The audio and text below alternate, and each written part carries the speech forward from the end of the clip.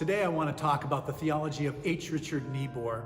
Before I do that, I want to tell the story of how my friends Valerie and Norwood fell in love and how they got married. My friend Norwood Pratt is one of my closest connections to what San Francisco was like in the 1960s. He spent a weekend discussing poetry with Jim Morrison from The Doors. He saw the Grateful Dead play their first concert in San Francisco at the Trips Festival with Ken Kesey and the Merry Pranksters. He's a beautiful, beautiful person.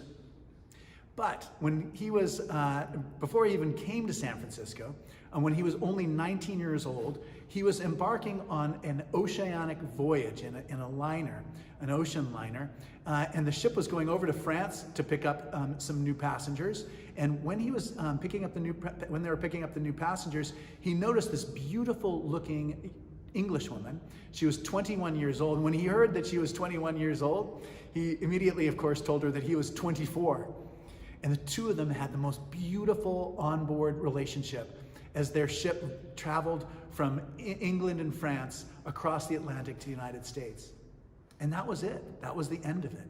They went on a journey that took them in separate paths through the rest of their lives. And then, 40 years after all this happened, Norwood was living in San Francisco and he received a letter from Michigan. And in the letter it said this.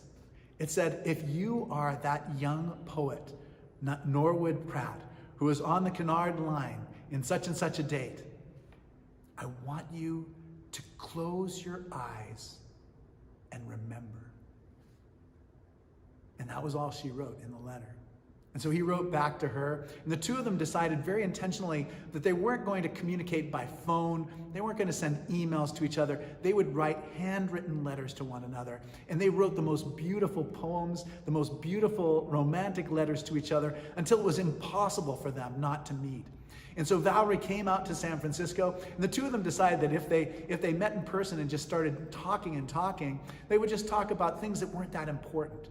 And so they decided that they were going to spend the first 24 hours together without saying a word. So the first time they heard each other's voice was at a restaurant the next day after she was here. And the two were so in love, they ended up getting married in her home church in England, far, far away from here. And in many ways, they show just about how personal that connection is, that connection that's possible between two people.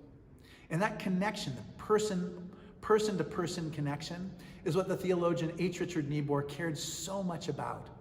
He said that there's such thing as outer history, that's the data and the facts of history, but there's an inner history too.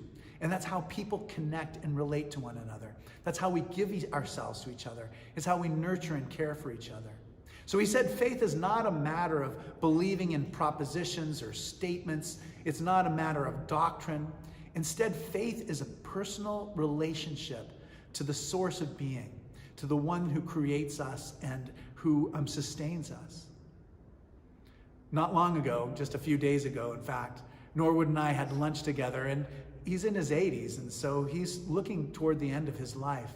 And he said with a twinkle in his eye, he said, "Malcolm, I'm about to embark on the greatest voyage of all." He said, "I believe that joy is at the heart of all being, of all things.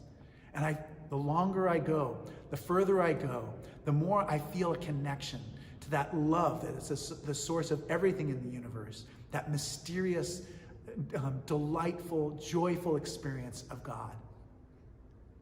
Now, I have no idea where you are on your voyage, how far across that ocean you've gone, or how much further you have yet to go. But my prayer for you is that you will discover that mysterious beauty, that mysterious love that's at the heart of all creation. My name is Malcolm Clemens Young. I'm the Dean of Grace Cathedral here in San Francisco, California. Thanks for watching More Good News.